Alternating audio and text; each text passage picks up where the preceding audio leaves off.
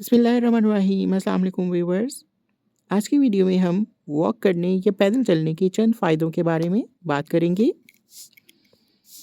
पैदल चलना लाइलाज अमराज का इलाज है और सबसे बड़ी बात, पैदल चलना सुन्नत नबवी सल्लल्लाहु अलैहि वसल्लम में बेख्वाबी, गैस, दायमी कब्ज़, दिल के अमराज, मोटापा, बवासीर, इन सब अमराज की एक बहुत बड़ी वजह पैदल ना चलना है।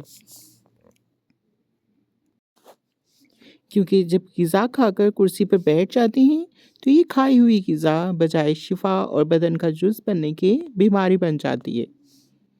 पैदल चलने से जिस्म में ऑक्सीजन दाखिल होती है और कार्बन डाइऑक्साइड खारिज होती है। ऑक्सीजन से दिल की अज़लात और शरियानों की कारकर्दगी बेहतर होती है। ब्लड प्रेशर में कमी होती है, खून में शुगर मुतवाज़न रहती है, सांस की बीमारी से बचाता है और पैदल चलने से दिमागी सलाहियत में भी काफ़ी हद तक इजाफ़ा होता है।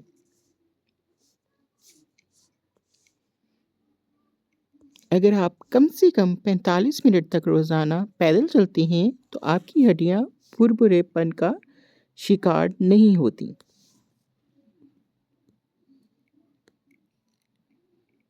याददाश्त में इजाफ़ा करता है और मोटापे से बचाता है। बंदा स्मार्ट रहता है। पैदल चलना अपनी ज़िंदगी का मामूल बनाएं और इन अमराज से निजात पाएं। ये तो थी मेरी आज की वीडियो। मिलेंगे एक नई वीडियो के साथ, तब तक के लिए अल्लाह हाफ़िज़।